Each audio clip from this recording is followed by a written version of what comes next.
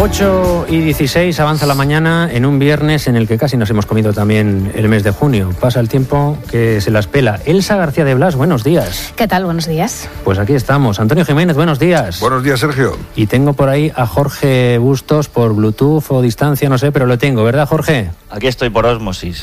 Por ósmosis, no sé, yo sé que tú siempre no fallas por nunca. Tantán. Oye, ¿por dónde empezamos? Porque tenemos ese acuerdo del Consejo Europeo que se ha conseguido esta madrugada. Nos llamaba el corresponsal. Oye, que hay acuerdo, 13 horas de reunión y al final hay acuerdo, porque los italianos se habían puesto duros. Tenemos lo de el bochorno catalán. No sé qué os motiva más para empezar a hincarle el diente. No sé, Antonio, por ejemplo. Bueno, yo creo que lo último siempre es lo primero. Lo último es lo primero. Pues entonces, Bruselas, ese acuerdo. Bueno, ¿qué te parece? Que es un acuerdo donde hay mucho voluntarismo. Es un acuerdo, un compromiso que se alcanza de una forma excepcional después de 14 o 15 horas de reunión, en el que todavía no se resuelve de ninguna manera un problema que necesita, desde luego, algo más que improvisación. Aparentemente la Unión Europea en esta crisis se sigue comportando con cierta frivolidad. Yo creo que este es un tema para que se analice y se estudie con un criterio mucho más serio y más reflexivo. Sobre todo y no porque... puede ser llegar a una cumbre como esta y decir, bueno, vamos a crear unos centros de recepción en los países que quieran crearlos. Eso, la palabra voluntario claro, es la que te mata. España, por cierto, ya ha dicho que no quiere eso. De momento, Sánchez ha dicho que no está dispuesto a que España albergue uno de esos centros de recepción de inmigrantes donde, fíjate, eso sí parece que lo han dejado claro, aquellos que son refugiados pueden ser evidentemente aceptados para conseguir el asilo político y repartidos por los países que quieran acogerlos, y los que son inmigrantes o migrantes económicos, aquellos que viven de la miseria, pobrecitos míos, esos se van a devolver a sus países de origen, si es que saben de dónde vienen y proceden, claro. En fin, no sé, yo creo que esto todavía sigue muy en el aire. ¿Cómo lo ves, Elsa? Sí, también, bueno, es verdad que el problema es muy complejo, ¿no? Ahora, yo creo que esto es un primer paso positivo, sobre todo en la medida en la que se ha llegado a un acuerdo de gestión conjunta, de que esto no recaiga solo en los países del Mediterráneo, ¿no? Es muy importante que España aquí consiga que la Unión Europea dé una respuesta conjunta al asunto de la inmigración. También, por cierto, me gustaría recordar los datos, porque creo que a veces estamos en un estado de alarma, analizamos esto desde un estado de cierta alarma y los datos no nos hablan de una gran oleada migratoria. Es que en el año 2015 llegaron 1 millón de personas, pero es que en lo que llevamos de año han llegado 44.000. Entonces, dimensionemos las cosas en sus justos términos. Y a mí me parece que esto, bueno, es un primer paso positivo. También entra un poco en la resolución de fondo con este destino de fondos de 500 millones de euros, que es el principio de un plan que ahí es donde debería ponerse más el foco, ¿no? Ahora vamos los países de origen. A seguir hablando de esta y otras cuestiones. Santiago González, anda usted por ahí, ¿verdad? Por aquí andamos. Buenos días. En el último día lectivo del mes de junio, si es que se puede llamar lectivos a nuestros días de trabajo. Sí se puede, sí. Después de todo lo que aquí ejercemos, es un magisterio, una actividad docente. Y este fin de semana, como diría Herrera, doblamos el cabo de buena esperanza del año. Cuéntanos qué asuntos tenemos sobre la mesa para que comenten y analicen los contertulios. Bueno, tenemos en primer lugar el lamentable bochinche organizado por Torra y los suyos en Washington, con esa lección de pundonor que ha dejado el embajador español Pedro Morenés y la respuesta deplorable del presidente del gobierno. Deplorable por 2 razones: por no estar a la altura del cargo justo al día siguiente de su indigna réplica a Rufián, dando por bueno que los golpistas presos están secuestrados por el Tribunal Supremo. La segunda es que su actitud confirma lo que sabe toda la opinión pública española, y es que está pagando a los separatistas su pase para instalarse en la Moncloa. Hay otro pago en la impasibilidad que Pedro Sánchez ha mostrado ante los ataques y humillaciones a la corona en la persona de su titular. Primero fue en la inauguración de los Juegos del Mediterráneo y después el lamentable acto de entrega de los premios Princesa de Gerona, que tuvo que celebrarse en un local de bodas y banquetes porque el ayuntamiento de la ciudad había denegado un lugar en la capital para celebrarlo en condiciones. No sé si Sánchez lo sabe, pero la Constitución dice en su artículo 56 que el rey como jefe del Estado es el símbolo de la unidad y permanencia de ese Estado. Ha llegado a la presidencia del gobierno un hombre con más ambición que talento, un alter ego de Torra en capacidad intelectual y decoro. La definición más acabada de Pedro Sánchez lo dio Pachi López en el debate de las primeras en que se enfrentaron ambos con aquella pregunta tan sabiamente desconfiada. Pedro, ¿tú sabes lo que es una nación? Hombre, era evidente que no. O que si lo sabía no le importaba lo más mínimo. El problema es si Josep Borrell puede conformarse con dar la razón formalmente al embajador morenés, relevarlo por alguien capaz de no irritar a Torra y hacerse convenientemente el tonto. Borrell, a quien tanto admiré en tiempos pasados, debería saber que no se puede nadar y guardar la ropa. El relevo de este hombre decente será más claro que las palabras paliativas del ministro de Asuntos Exteriores. El pobre Sánchez debe de estar perplejo por la falta de correspondencia de Torra al buen rollismo que él ejerce como presidente del gobierno. No es capaz de entender, y nadie de explicárselo, que es consecuencia de su actitud, que cuanto más se humille, más crecerá la voluntad ofensiva de sus interlocutores, que el apaciguamiento del enemigo les excita. Efectivamente. Bueno, y más asuntos. Hay acuerdo en la Unión, lo llevas cantando desde las 6 de la mañana, sobre inmigrantes, y ese acuerdo va a ir por la línea dura que marca Italia, después de 13 horas de, en fin, empecinada negociación. Y una cuestión menor que no tiene mucho que comentar: el guardia civil de la manada, Antonio Manuel Guerrero, intentó sacarse el pasaporte. Hágase lo que propone la Fiscalía y devuélvase a la cárcel a este sujeto. ¿Y tenemos pacientes para nuestro desfibrilador de tontos? Bueno, tenemos, en realidad lo que tenemos son todos donantes, porque es que vamos a necesitar muchas reservas. Gorpua anotó en mi blog: no sé si es un caso de fake news, pero yo me lo he tragado. La perrita turca aprovecha una parada para repostar y deja abandonado a Pedro Sánchez en una gasolinera. Rosa Díez: ¿quién nos iba a decir que íbamos a ver a un socialista gobernar España con los presupuestos de la derecha española, la política penitenciaria de los proetarras vascos y la política territorial de los golpistas catalanes? Proserpina se hizo eco de la polémica que anda en los medios sobre el relevo en Televisión Española y decía: la candidatura de Pardo de Vera es para que la de Arsenio Escolar nos parezca bien. Puede ser. Sí. Y Pastrana: si desentierra a Franco, Pedro Sánchez se queda sin programa de gobierno y no tendrá sentido agotar la legislatura. Propongo un féretro itinerante y desenterrarlo todos los meses hasta las elecciones. Algo parecido a lo de Fidel Castro, ¿no? O sacarlo por fascículos para alargar el chicle, porque si no se nos acaba el tema del guerra civilismo. A ver qué hacemos. Claro, a ver qué hacemos entonces. Bueno, no des ideas, Santi, que por cierto, te vas de vacaciones, ¿no? Pues sí, aunque me esté mal el decirlo. Bueno, de vacaciones del todo no, porque presumo que Pedro Sánchez está muy necesitado y tendré que prestarle mi concurso, naturalmente desinteresado, o sea, pero le daré los mejores consejos del que sea capaz, aunque no estoy seguro de que me vaya a hacer mucho caso. Asesor en vacaciones, Santi González Magetón. Oye, un abrazo, ¿eh? Un abrazo muy fuerte. Hablamos. Para todos.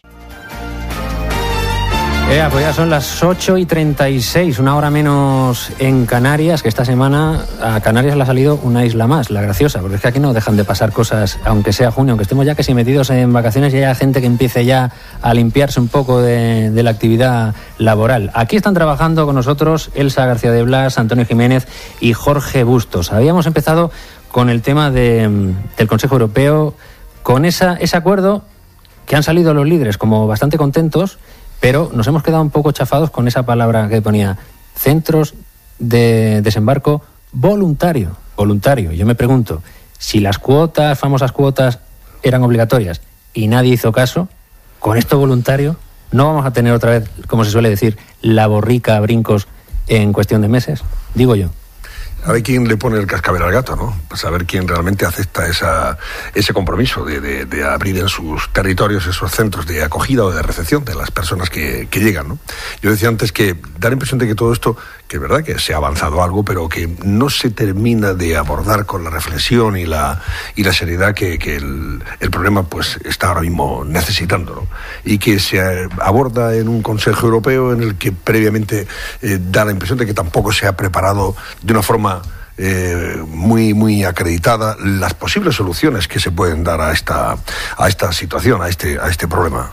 Quizá lo más positivo es que, bueno, pues sí, se va a apostar desde el punto de vista económico por los países de tránsito, Marruecos en ese caso, donde las mafias efectivamente operan, y también por los países de origen, que es donde hay que realmente empezar a abordar el problema, ayudar a esos países para que aquellos que huyen de los problemas económicos y de la miseria, sobre todo, puedan tener perspectivas de vida, que es lo que no tienen, ¿no? Porque lo que no vas a impedir es que aquellos que se consideran refugiados o que tienen que salir, evidentemente, porque son víctimas de guerras o de persecuciones políticas, esos van a salir siempre, y esos sí que tienen que, evidentemente, recibir el apoyo y la recepción total y absoluta de los países en donde quieran refugiarse y quieran darle ese asilo. Y en el caso de los inmigrantes, los migrantes que por motivos económicos están saliendo de sus países y que realmente son, yo creo, son la mayoría ahora mismo, pues ese problema no se resuelve. Claro, dicen, vamos a crear esos centros de recepción.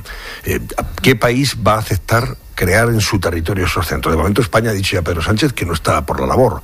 Italia ya hemos visto lo que ha pasado con el Aquarius. Grecia, no sé, creo que tampoco va a estar muy por esa iniciativa. Grecia se alegró el otro día, claro, de que ganase las elecciones Erdogan, porque Erdogan, a cambio de dinero, recibe a los inmigrantes. Efectivamente. Hacía ya de plataforma de desembarco. Claro, por tanto, ¿qué país va a comprometerse para crear esas plataformas de recepción de las personas que realmente necesitan esa ayuda? Y luego, una vez que llegan ahí, ahora tienes que discernir entre quién es refugiado, quién huye de guerras, de persecuciones políticas, para poder acogerlos, darles el asilo político que están demandando, y quiénes son migrantes económicos. Y aquellos que considere la Unión Europea o el país, el receptor, que son migrantes económicos, se les devuelve a su país de origen. Yo no sé cómo lo veis.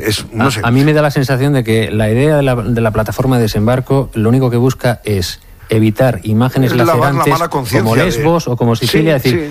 Esto de llevarlo, de darle la patada, vamos a hacerlo de una manera más aseadita, más limpia, pero al final el problema sigue siendo el mismo. Sí, bueno, perdón, Elsa, habla tú. Sí, no, que vamos a ver, es verdad que el punto débil del acuerdo al que se ha llegado es esto de voluntario, ¿no? La voluntariedad de dónde instalar estos centros, pero también creo que si son financiados íntegramente por la Unión Europea, tampoco veo tanto problema para que, por ejemplo, España, pues los asumiera, ¿por qué no? Si son totalmente financiados, pues ¿qué problema hay en que? Yo creo que tiene sentido que sean uno de los países del Mediterráneo, ¿no? En la medida en la que son los países de llegada. Y para qué vamos a estar con más viajes de estas personas, ¿no? Por lo tanto, yo no lo veo tan problemático. Vamos a ver cómo lo resuelve la Unión, ¿no? Sí creo también que yo hablaba antes, mencionaba el asunto de las cifras, ¿no? Y esto tenemos que tenerlo muy presente, porque no estamos hablando de un problema que ahora sea imposible de gestionar, porque no hay una oleada migratoria que suponga una avalancha de migrantes, ¿no? Las cifras son bastante bajas, sobre todo en relación con la crisis migratoria de 2015, ¿no? Y en ese sentido, pues bueno, yo creo que el problema es abarcable. El problema es abarcable, ¿no? También en otra dimensión, la Unión Europea debe ver el fenómeno migratorio también como una oportunidad, en la medida en la que una Unión con tan baja natalidad, con una población tan envejecida, pues la migración es también una buena noticia, ¿no? Y luego yo querría introducir también en el debate otra lectura política del Consejo, y es el papel de España. Pedro Sánchez se ha situado en el eje Madrid, París, Berlín, y eso es de agradecer, que recobremos un protagonismo europeo en el que no estábamos. Incidían en eso. Francia y España son un poco los que han hecho fuerza. Ahora, me he sorprendido, perdóname, Jorge, sí. No, yo decía que soy pesimista porque, aparte del problema de financiación que señalaba Elsa, es un problema también de soberanía. Es decir, esto no se le está dando al problema migratorio una respuesta conjunta europea y eficaz, por la misma razón por la que la propia Unión Europea lleva estancada en el proyecto de avanzar hacia una integración mayor durante años. Es decir, al final, las fronteras nacionales se han revelado mucho más resistentes y los países miembros de los Estados-nación que forman la Unión Europea son más celosos de su soberanía de lo que los fundadores o los que proyectaron el proyecto europeo esperaban. Y de lo que desea la Comisión Europea, por ejemplo. Al final la gente las zonas de desembarco no son abstractas, no son en las costas o en las playas o de un determinado país, y le toca gestionar al final a ese país que está efectivamente receloso de que vaya a tener la suficiente ayuda europea para gestionarlo, sabe que eso crea problemas electorales, por miserable que suene decirlo, pero es una realidad que estamos viendo en todo el planeta, no solo en Europa, también en Estados Unidos.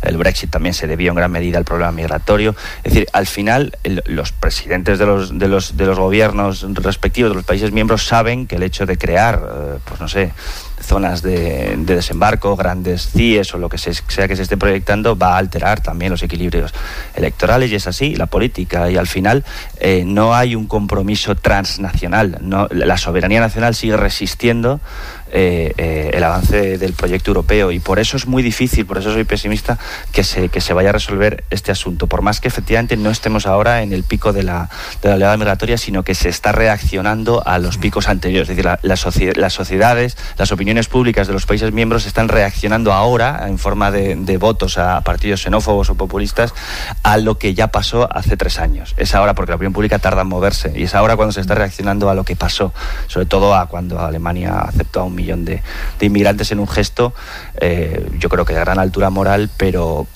imposible de gestionar políticamente. Sí, y hay otros elementos que influyen en que estemos con este tipo de debate ahora, como es el gobierno italiano. Claro, ¿no? Y que Italia ha puesto pies en pared y ha provocado ahí un embudo que dices, a esta gente que hay que hacer que coja el avión a Roma medio contenta, porque si no tenemos un problema duro. Claro, pero yo sí creo, no sé, en diferencia, de lo que opina Jorge, de que no hay aquí, una respuesta conjunta. De alguna forma se está articulando, ¿no? Se trata de avanzar por ahí, ¿no? Yo creo también que estos centros lo que buscan también es un mensaje de desincentivar a las mafias, ¿no? Que operan con el tráfico de personas que quieren migrar, ¿no?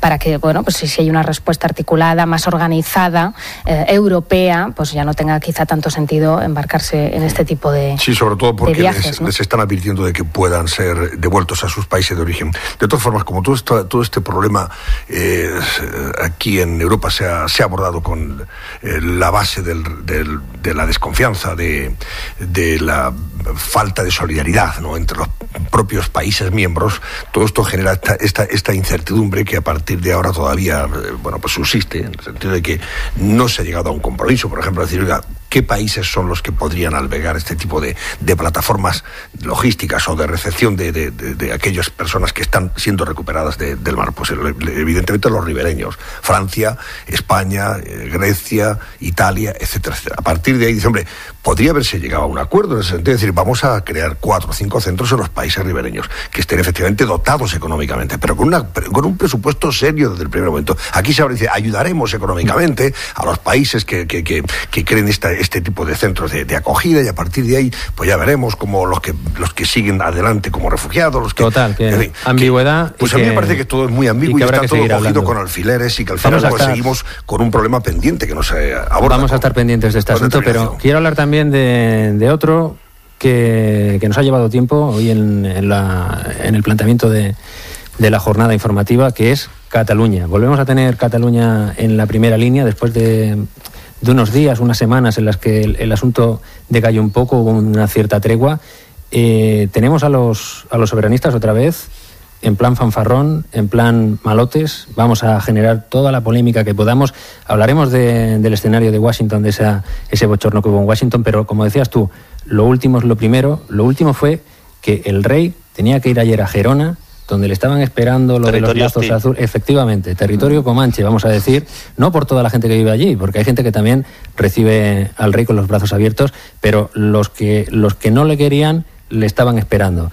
Y al final se celebraron esos premios Princesa de Gerona con la ayuda de los hermanos Roca, y una persona que estuvo allí de cerca para que nos diga qué ambiente se respiró y hasta qué punto llegó la tensión o no, es nuestro compañero y amigo David Gistau. David, buenos días. Hola, buenos días a todos, ¿qué tal? ¿Cómo lo viste?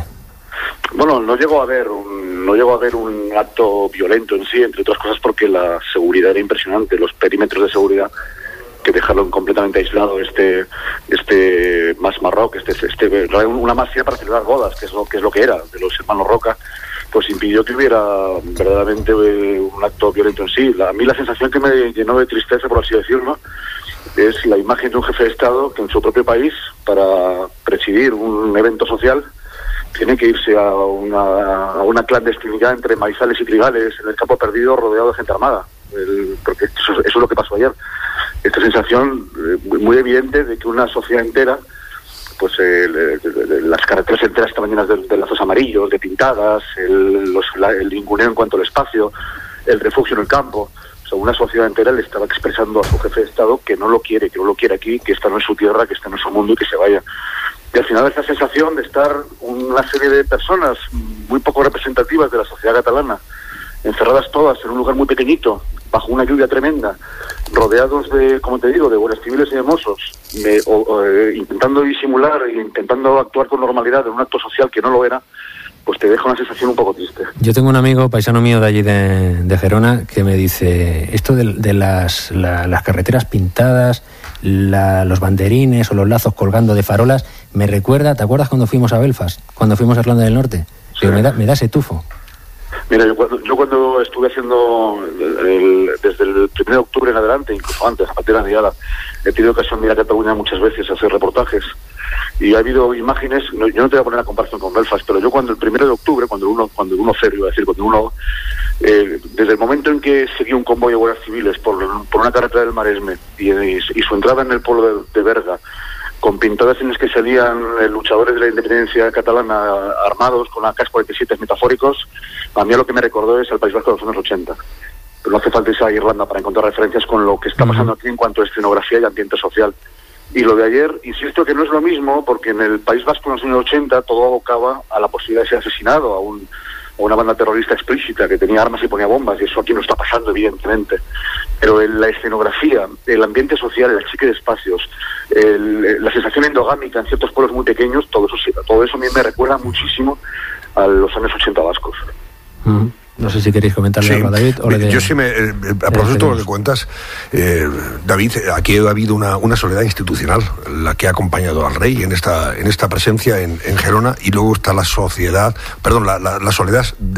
digamos, ciudadana. Yo siempre creo que en estos casos se echa de menos la contraprogramación, esto que nosotros, la palabra a la que recurrimos para competir con el adversario en buena lid, ¿no? Desde el punto de vista de los medios, por ejemplo. Es decir, ¿por qué ante la presencia de esta gente de los CDR, los comités de defensa de la República, que tampoco eran muchos, David, yo las imágenes que he visto, está hablando de 40, 50 muy folloneros, pero ahí están, eso fue lo de menos, detenidos en un puente. Exacto. Y eso fue lo de menos. 40 o 50 repartidos, ahora están aquí, ahora están en esta carretera, luego en este enclave, luego frente a esta instalación de los hermanos Roca, etcétera, hacen ruido y parece como si fueran muchos. No. Ahora, frente a ellos, ¿por qué no se posiciona la otra parte? La otra parte de la ciudadanía que está en contra de esa vía unilateral separatista. ¿Por qué no salen, ya no digo con la señera y con la bandera de España? Y apoyan al rey, apoyan al jefe del Estado. A mí me sorprende esa soledad. Eso desde el punto de vista de los ciudadanos, pero luego está la institucional. Una persona que viene de Madrid, como David, que se mete allí,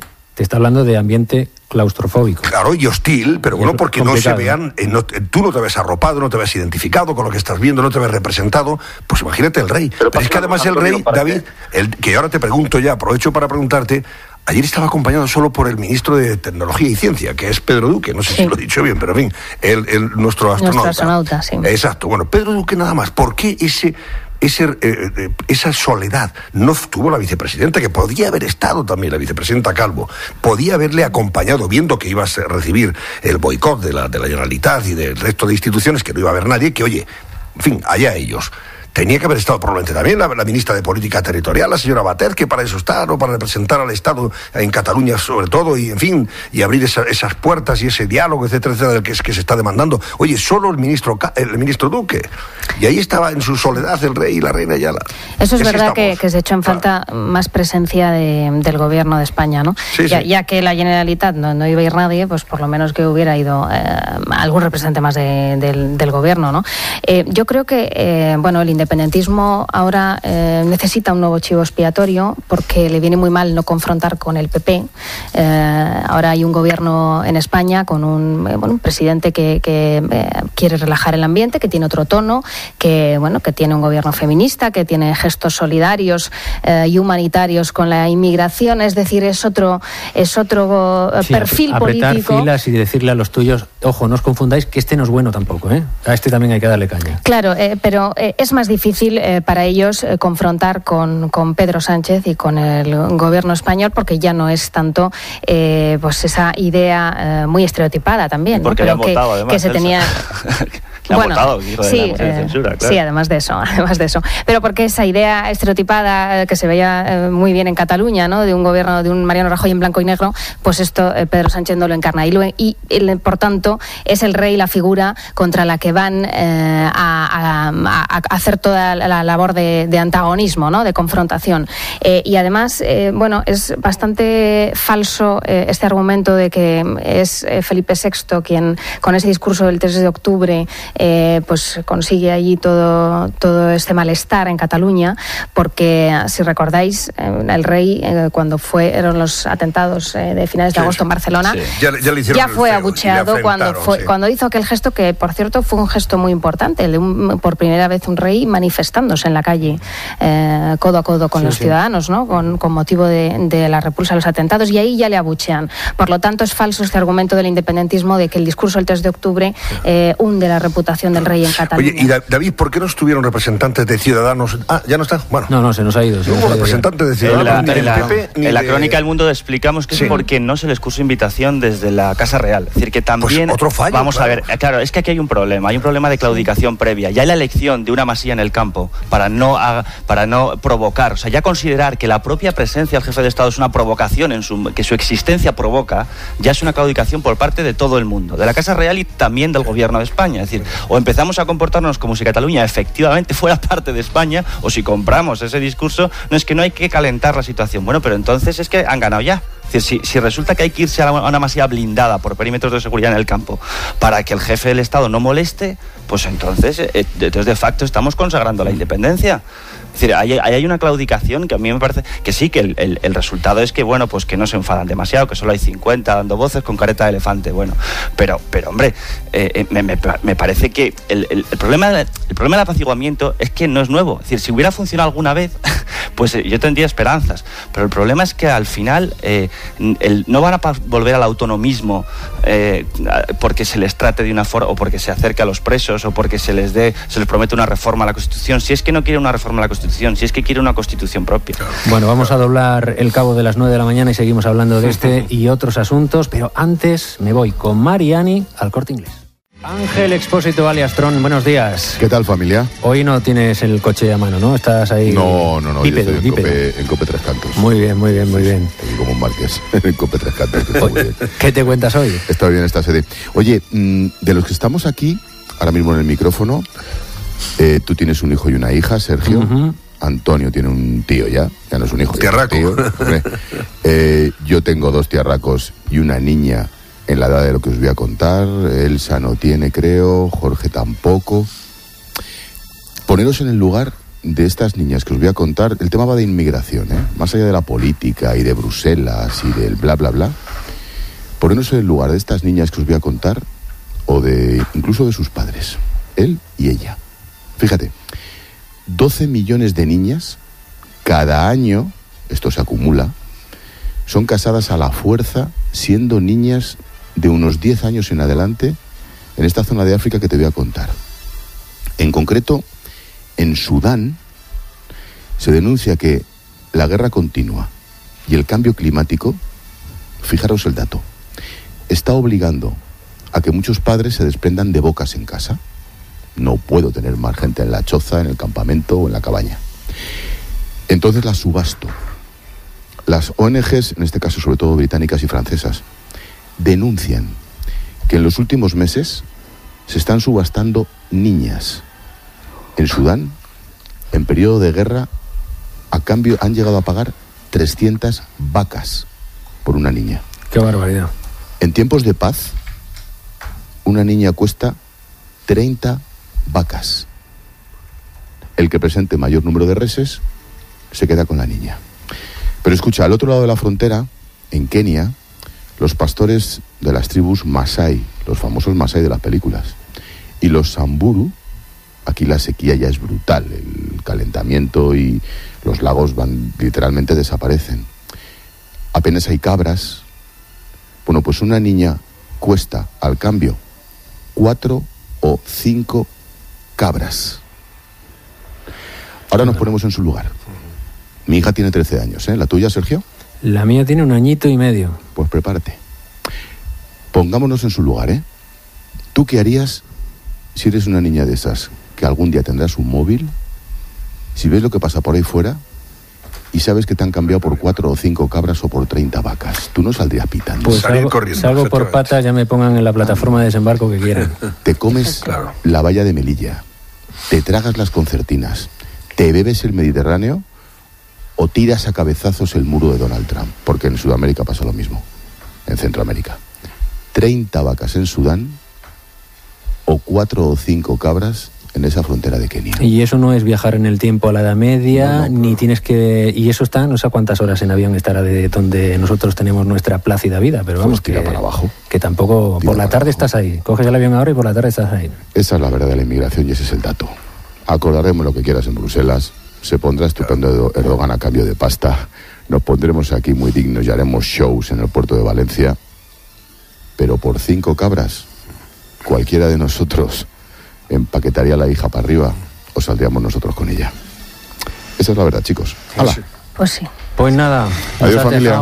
Reflexionando, ¿eh? Chao, chao. Nos ha Cuídate. dejado Un abrazo.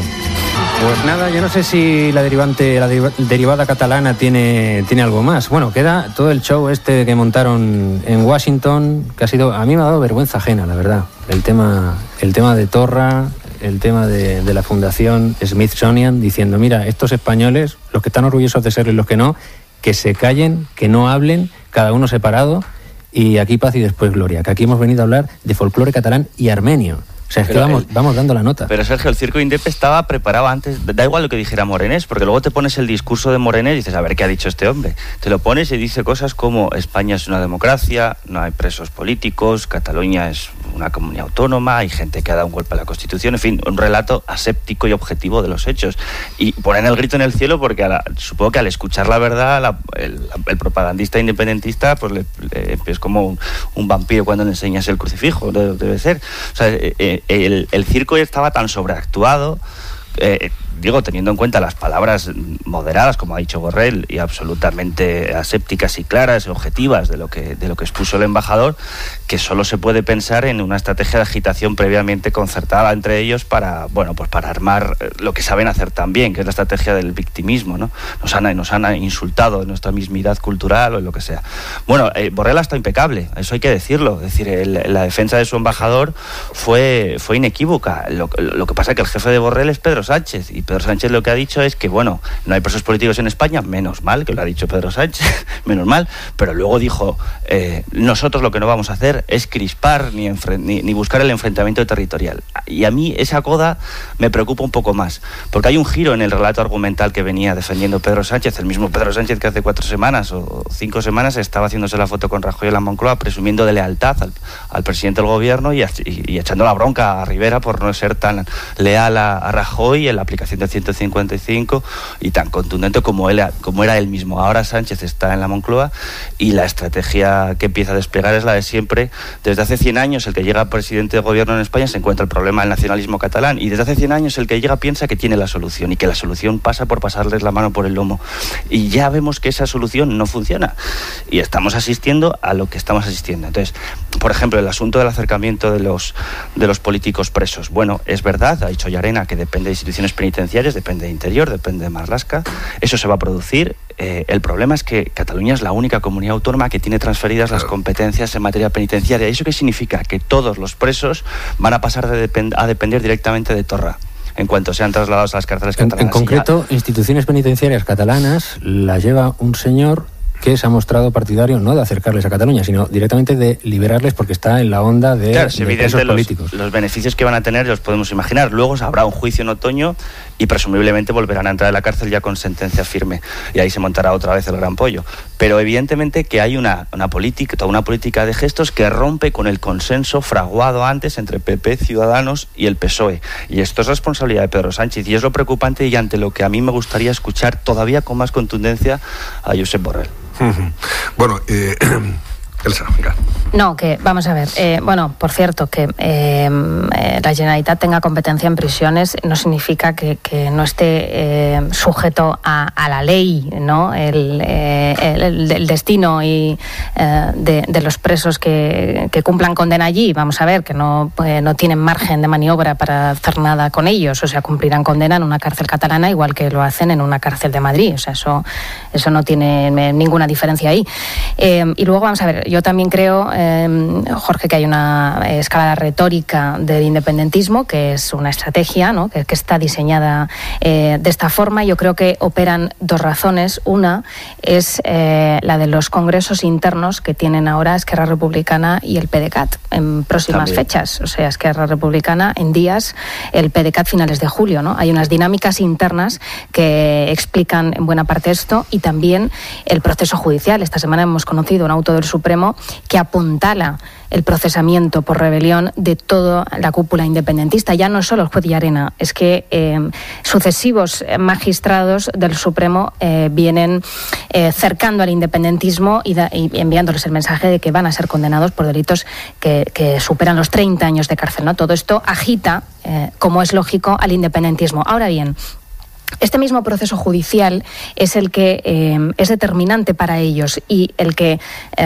evita, y yo creo que va a evitar, que esta escalada retórica se convierta de nuevo en hechos, en cruzar la línea de la ley. ¿Por qué? Pues porque van a la cárcel, porque lo saben, porque ya son conscientes de esto, ¿no? Y por eso creo que deberíamos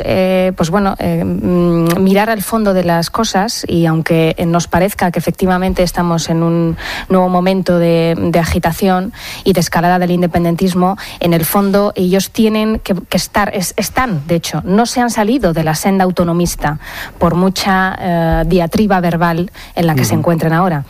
Bueno, tengo otro asunto que hablar con vosotros y con alguien que tengo al otro lado del teléfono, que es Elio Cabanes, uno de los candidatos a la presidencia del Partido Popular. Somos gente de palabra, habíamos prometido que todos los candidatos pasarían por este programa. Faltaba don Elio para pasar por la consulta, así que le vamos a dar los buenos días.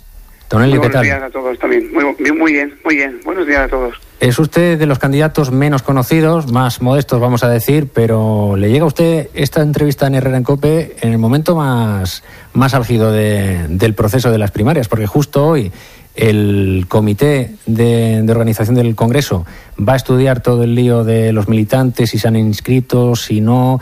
Además, Pablo Casado ya ayer empezó a decir claramente que Soraya Sáenz de Santamaría y María Dolores de Cospedal le están boicoteando. Empieza la cosa ya a ponerse un poco tensa de cara a ese 5 de julio. De momento, usted tiene la intención, o le gustaría que le dieran más tiempo a los afiliados, a la gente de a pie, digamos, dentro del Partido Popular, del universo del PP, para poder inscribirse y tomar la decisión de quién tiene que dirigirles. Pues sí, pero bueno, al final tiene que decir el COG y tenemos que acatarnos a lo que nos diga. Lo que sí que es verdad, pues bueno, cuanto más tiempo den, más facilidades den, pues más fácil es que vote más gente, y cuanta más gente vote, pues lo que salga, pues más reforzado estará. Entonces, se ha enterado tarde un poco el afiliado, y el afiliado que no estaba al día de las cuotas, que tenía que inscribirse, se ha enterado ahora pues con todo este bullicio de prensa que hemos tenido. Entonces creo que subiría ese porcentaje, creo que sería bueno que votase más gente, y cuantos más mejor. O sea, es lo que opino, sí. Me llama la atención que usted ha registrado ante notario su programa electoral. Sí, por la convicción que tengo con él. yo todo lo que digo es para cumplirlo. Entonces, pues me parecía interesante hacerlo para que la gente estuviera segura de que lo que estoy diciendo es lo que realmente quiero hacer. Y bueno, yo creo que es un gesto que deberían de hacer todos los candidatos. Uh-huh. Pues le voy a decir lo mismo que le hemos dicho al resto de candidatos. Dígame brevemente por qué el militante del Partido Popular debería apostar por usted. Pues porque soy uno de ellos, porque les voy a dar voz dentro del partido. Ahora mismo no es precisamente el militante de base el que está dirigiendo el partido, es la cúpula del partido la que decide qué hay que hacer, qué no hay que hacer, cómo hay que hacer y quién tiene que estar y quién no tiene que estar. Esto debería ser todo lo contrario.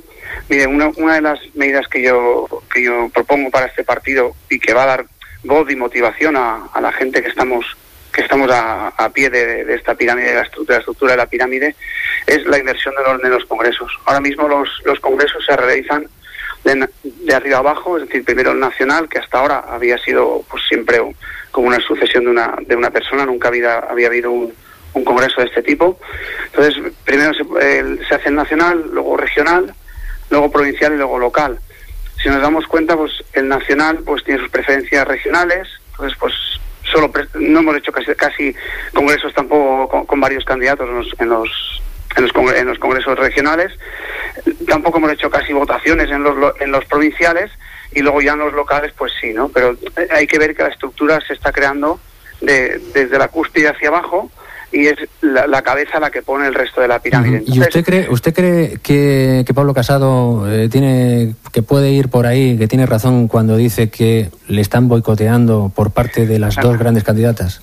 Claro, ¿Puede haber ese juego sucio ahora mismo en las primarias del PP? Claro, es que si hiciéramos la inversión de congresos, que es lo que yo digo, empezar desde abajo, con locales, provinciales, regionales y nacionales, de esa forma pues toda la pirámide sería construida por lo que es la base del partido y el afiliado. Y aparte de sentirse parte de la estructura, sería muchísimo más difícil que luego llegaran unas elecciones de este tipo y que alguien pudiera controlar la estructura y el funcionamiento.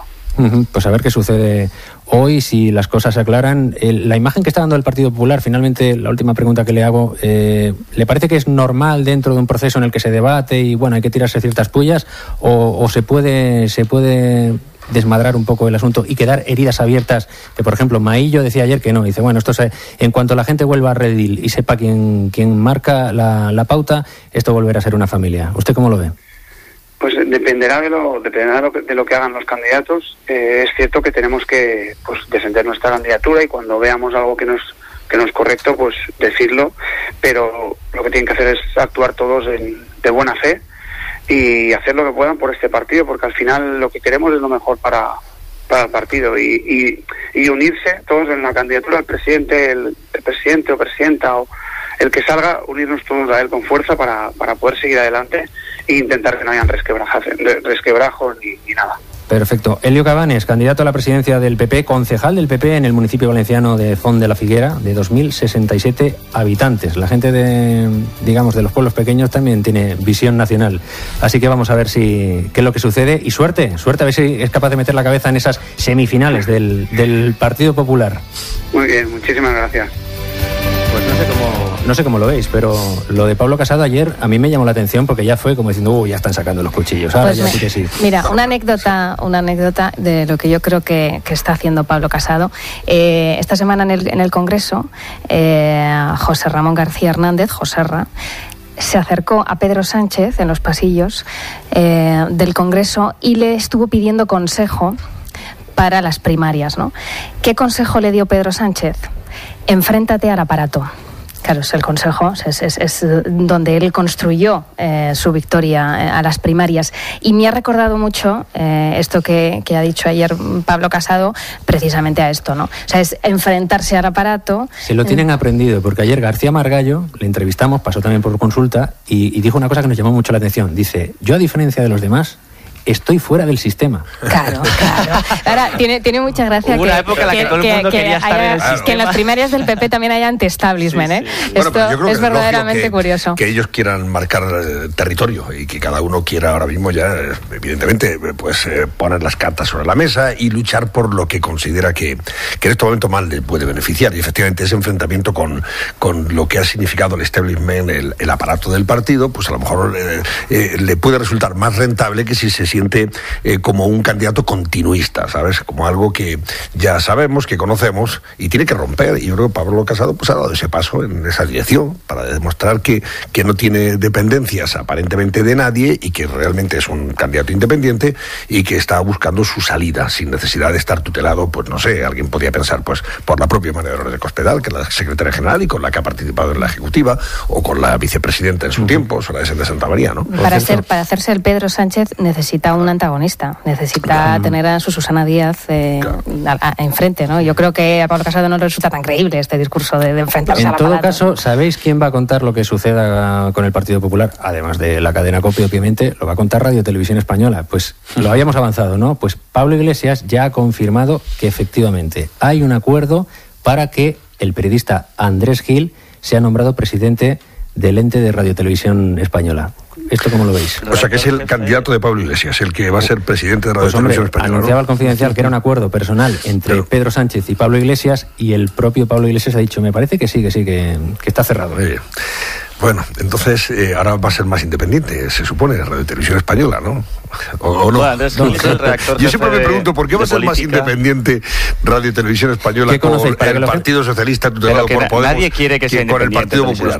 Pero ¿quién quiere que sea independiente? Pues absolutamente nadie, es un tema de partido. Es cuando gana uno se coge el suyo y cuando gana el otro, y así funciona Televisión Española, y no hay que aspirar mucho. Hay grados todavía, la independencia es más o menos, la manipulación más o menos evidente y es a lo máximo que se puede aspirar, pero bueno, este es el sistema que tenemos, y mientras no se pongan de acuerdo, aquí la BBC quedarán 50 años para que la montemos todavía. Sí.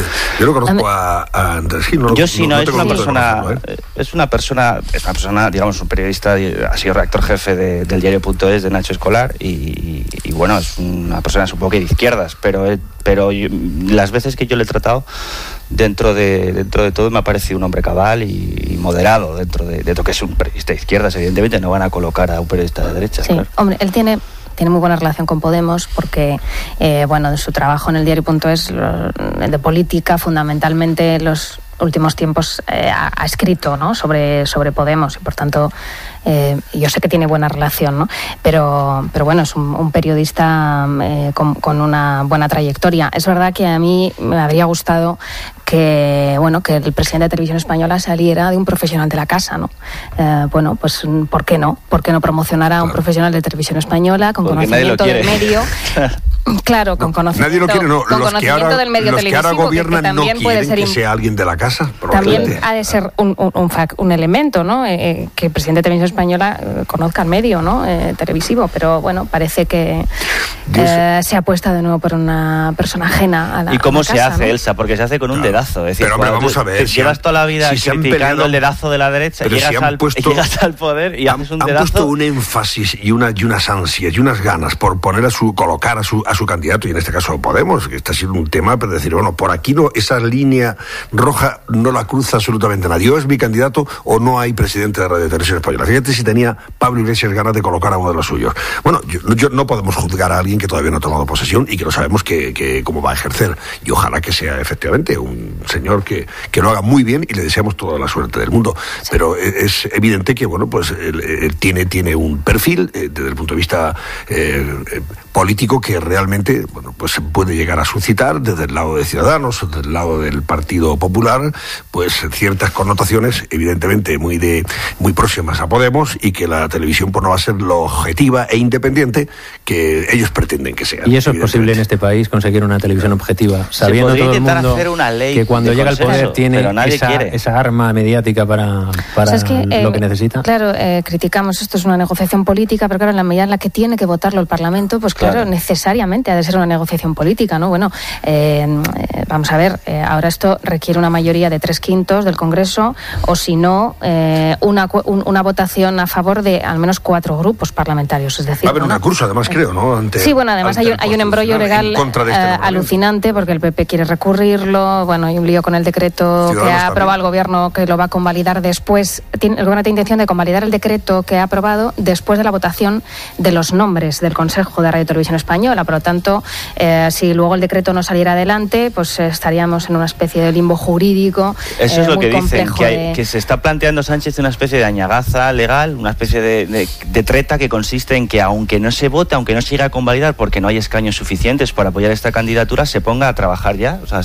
por de facto ocupe su puesto en la presidencia, política de hechos consumados, y se ponga a hacer informativos. Claro. No, bueno, entonces, pero sería los nombres, sería un escándalo. No, Jorge, los nombres del Consejo de Administración sí tienen que ser votados por el Congreso, y van a ser votados. Vamos, no va a ejercer ningún presidente de Televisión Española sin que lo vote el Congreso. Y si no sale en el Congreso de los Diputados, si caen esas candidaturas, ¿ocuparán sus despachos?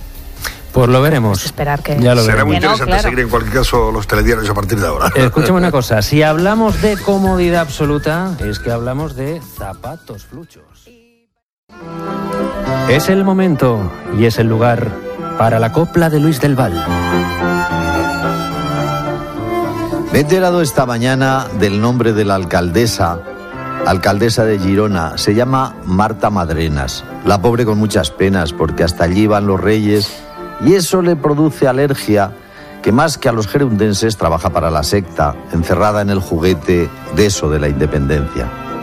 Por cierto, en aquella guerra, la del siglo XIX, lucharon con tanto ardor los hombres y las mujeres que el ejemplo de Gerona acobardó a los franceses y se convirtió en leyenda que escribió Pérez Galdós entre episodio y novela. Gerundenses por España a cientos dieron la vida, aunque ahora a la alcaldesa todo eso se le olvida porque la secta anda presa en su escarnio y su mentira. Remiendan su propia historia como virgos de doncella y ocultan aquellos hechos que les dieron más nobleza. Primero negó el local, luego continuó la afrenta, pero nadie la echó en falta a la señora alcaldesa. Allí estaba Pau Gasol, un catalán de una pieza, conocido en todo el mundo por el deporte de cesta. Allí Valentín Fuster, un orgullo de la ciencia que por Estados Unidos imparte su gran sapiencia. Allí Teresa Perales, con sonrisa sempiterna, de pie siempre ante la vida, aunque esté en silla de ruedas, porque en piscinas del mundo se nos convierte en sirena. Y allí estaban nuestros reyes, que a la España representan, pero a la España de todos, la que suma y nunca resta. Esa que en medio milenio, Cataluña la primera, en todos sus territorios muchas veces asombró por sus gentes y sus gestas. Premios Princesa Girona, gran brillantez en la entrega, y nadie la echó usted en falta, maleducada alcaldesa. Métase sus locales allí donde mejor quepan y entérese qué pasó en Gerona, muy resuelta, en aquella independencia ganada con una guerra, en un siglo XIX, en la Cataluña intrépida, donde sobraban valientes y había menos horteras.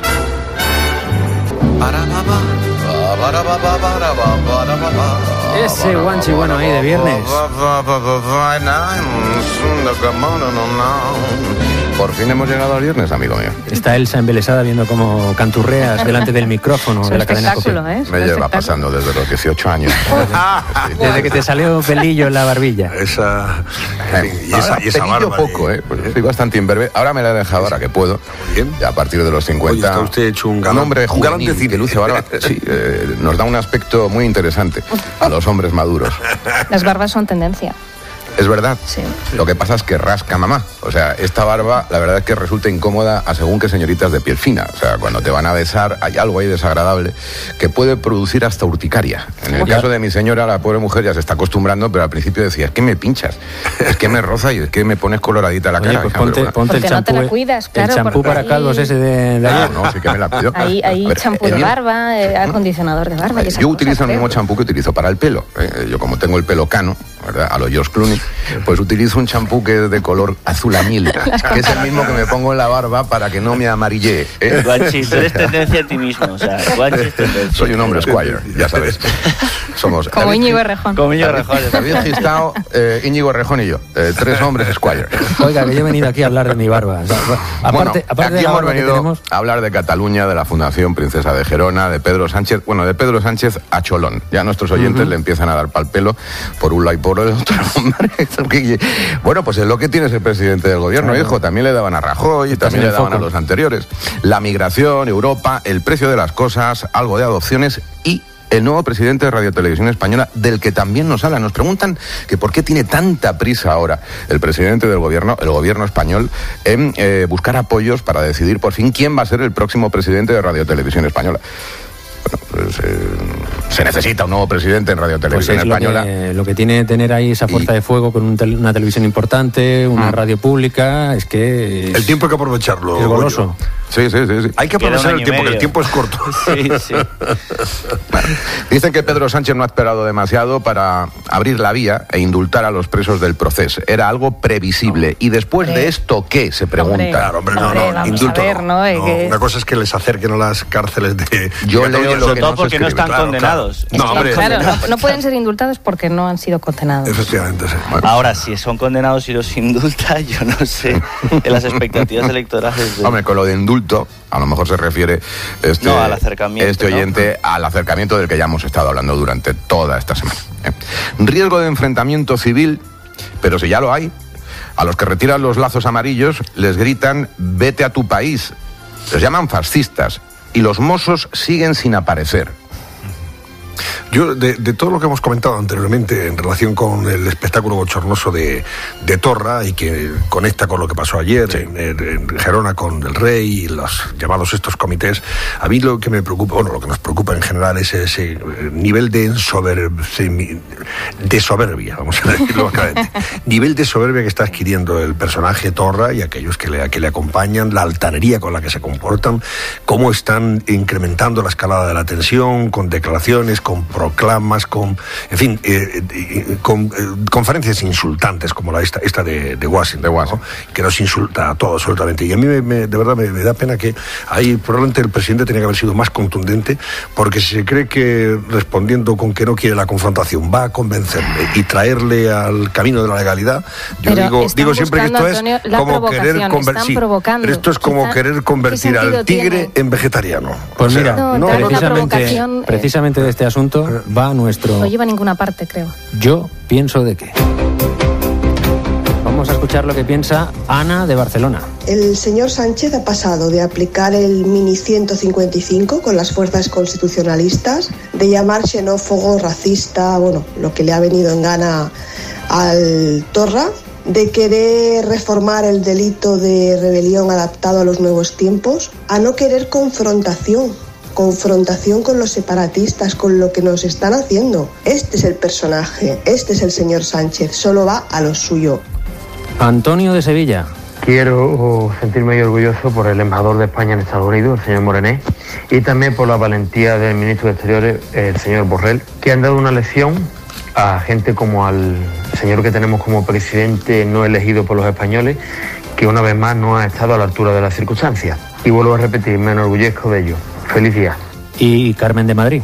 Yo pienso de que en qué país un jefe de Estado no tiene un lugar público que pertenezca a la administración donde pueda entregar sus premios. Busquemos otro país. Me parece que es denigrante y deshonroso para nuestra corona. Por otro lado, los independentistas siguen utilizando nuestro dinero para hacer lo que ellos quieren. ¿De qué ha servido el 155? No lo entiendo. Añaden que lo que necesitamos es un gobierno que defienda con total claridad al jefe del Estado y a todos los españoles, y que da igual que sea en blanco y negro o en color, haciendo referencia a lo que han dicho que el gobierno de Rajoy era un gobierno en blanco y negro y el gobierno que tenemos ahora es un gobierno... El gobierno bonito le llaman. En color. Bueno, ¿hablamos de migración? ¿Os parece bien? Muy bien. Dice Pedro Sánchez que el acuerdo alcanzado en la Cumbre Europea sobre Inmigración no es el mejor acuerdo. ¿Cuál hubiera sido el mejor acuerdo para Pedro Sánchez?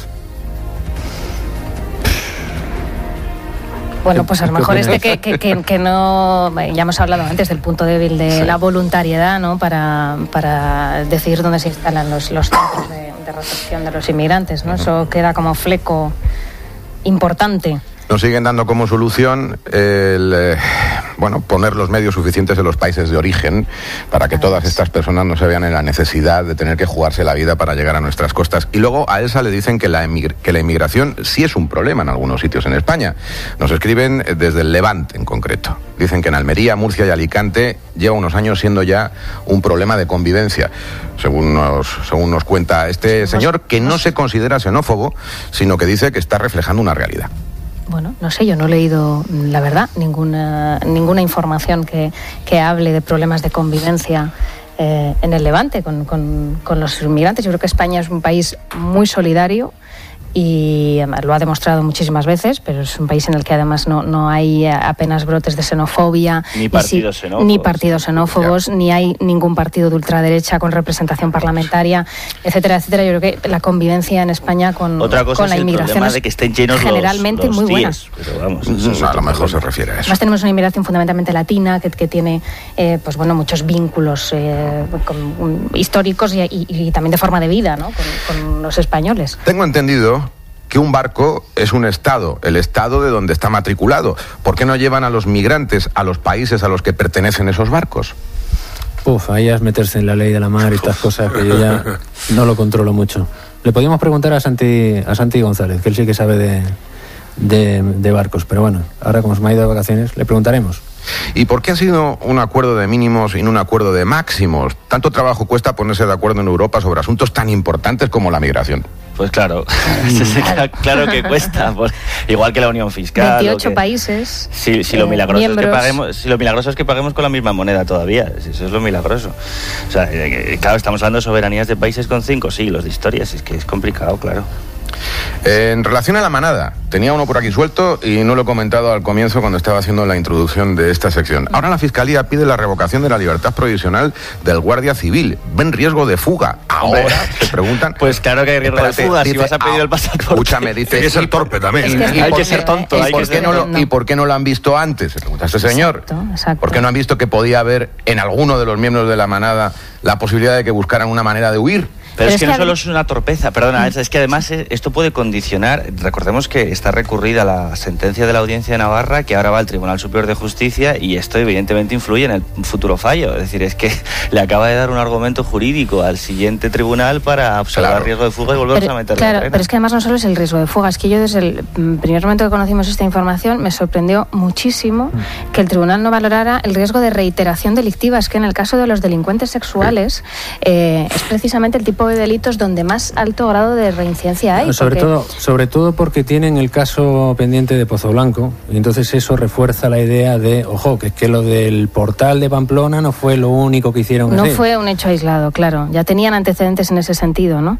Pero vamos, desde luego esto ya es definitorio, ¿no? O sea, es que ir a renovarse el pasaporte, pues vamos a ver. Es que se lo habían retirado, que se lo habían retirado la justicia. Dice el abogado, lo que pasa que es un poco argumento del caso La Manteca. Dice, no, es que como le dijeron, tienes que entregar el pasaporte, y dijo, yo no sé dónde tengo el pasaporte, voy a preguntar a ver si me lo tengo que sacar, y una vez sacado digo, toma, para ti. Sergio, es el argumento del abogado. Vamos a ver, Sergio, esta persona es guardia civil, él tenía que por eso te digo. Él tenía información de primera mano y sobre todo conocimiento de la causa. Por eso te digo que se podía haber informado creíble en el propio cuerpo, en el propio instituto armado, pero además es que lo lógico es cuando va al juzgado a firmar, porque tiene que representarse. Es que fue lo siguiente que hizo. Que no sé, tienes que ir primero a decir, oiga usted, yo tengo la obligación de entregar el pasaporte. Y no lo encuentro. ¿Qué hago? En estos casos, ¿cómo se actúa? ¿Qué debo hacer? Ya está, así de fácil. Es un escándalo que estos señores estén en la calle después de haber sido condenados a 9 años de cárcel por un abuso sexual a una mujer joven. Os digo una cosa, ahora nos vamos al café, por tanto, ¿verdad, Tony? Pues sí, porque tenemos que hablar. Es viernes y llega la puntilla de Paco Robles. Hoy es el día de los Pedros y de los Pablos. Felicidades. Hoy es el día de Pedro Sánchez y de Pablo Iglesias, los adalides del progreso que han conseguido lo que no ha logrado la ultraderecha: desenterrar el franquismo. Nadie que sea objetivo y consecuente puede negar la evidencia. En España no se hablaba de otra cosa. En los bares donde se prolonga el bar con V, que quita o da goles. En las tiendas donde se compra la comida o la ropa. En los chiringuitos playeros y en los cafés urbanos.